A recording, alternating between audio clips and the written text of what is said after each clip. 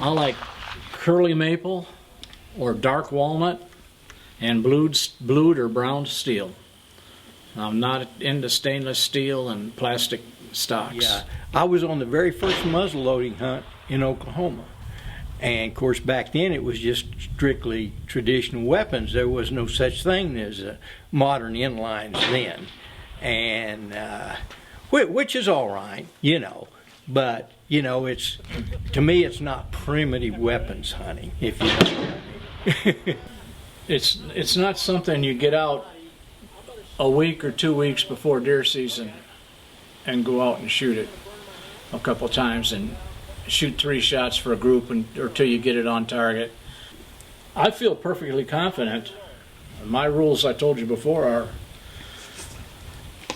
I don't shoot at a deer or any game animal for that matter with any kind of a gun, whether it be this or anything else, unless I've got I'm in pretty good position. I won't snap shoot. You know, I've got to be in a pretty good position myself. He's got to be standing still or walking slow. I don't need to shoot at a running animal. Hey, we got him. This is a 1790s era Flintlock. It is a reproduction. It's not original.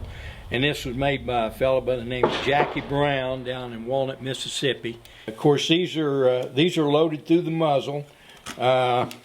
You have a powder horn here with your black powder, and you just you have them use this for a measure here, and put it in there, and then you take your ball and your patch.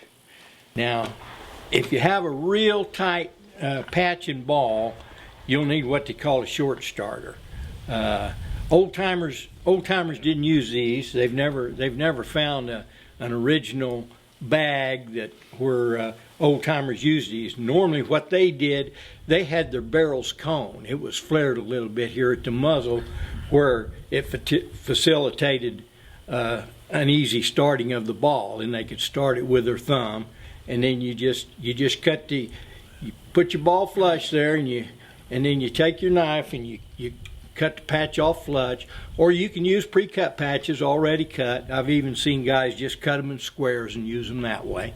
And then you take the ramrod here and you seat your ball all the way home. You prime your pan. This is a Flintlock.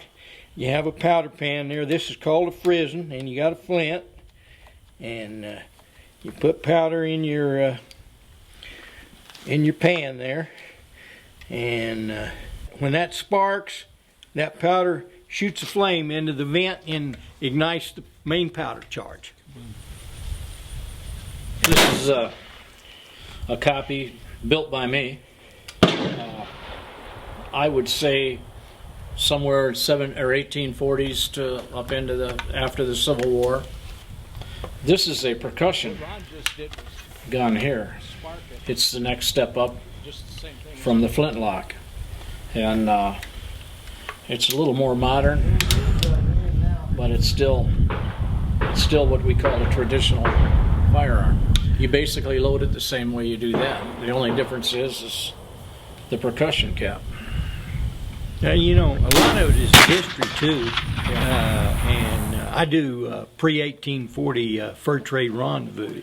You know, they put up tents, and it's just basically everything is period. You know, like it was back in 1840, and it's just a lot of fun and just kind of laid back. You know, and that's one thing about muzzleloading shooting.